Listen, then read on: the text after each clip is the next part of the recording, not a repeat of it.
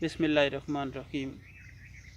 इन्हां बच्चों नाल सोशल मीडिया ते सन वेखण सुनने वाले संगियो, असां जड़ियां विसरियां गल्लां याद करने का सिलसिला शुरू किया है ना, उहदे विच साडी अजोकी गल है डोरियां दा टब्बर।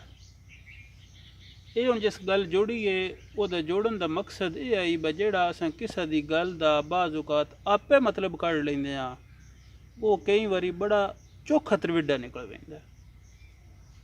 गल शुरू करदे हाँ एक डोरियां दा टब्बर आई ते वो जेड़ा उन्हां दा बंदा आई उस बार जुत्ते हुआ नाल कोड़ो की लगे राही ते उन्हां हाथ करके पुछे व पुराने कोड़ियां राह आयो वेंदे। उस जितले हथ किया ना ते वो हथ ओदा इशारा हो गया ओदे डगे वाले पासे।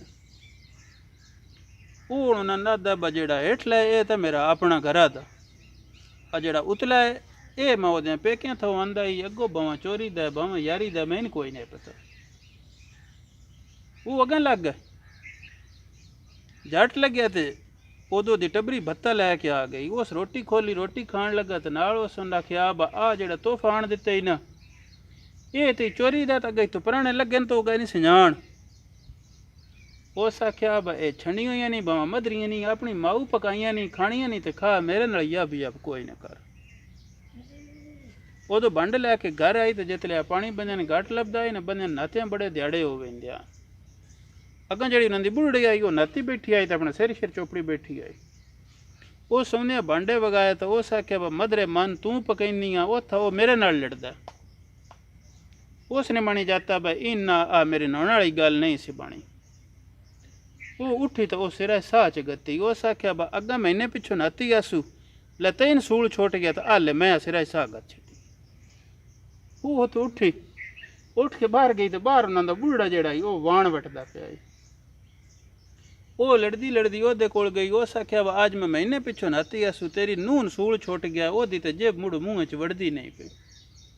वो बुढ़ड़े नाल जट लगी रही।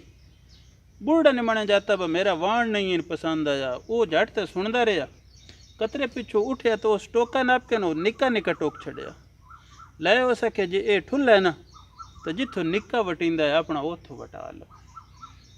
तो इंज असी पंजाबी की गल करते हाँ तो कुछ जिन्हें संगियां चंगियां नहीं लगदियां, उन्होंने जितों चंगियां सुनियां वो उत्थों सुन लैन।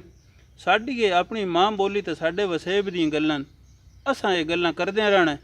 अजोकी गल मुक्की, अगले दी उड़ीक रखसो, रब रख।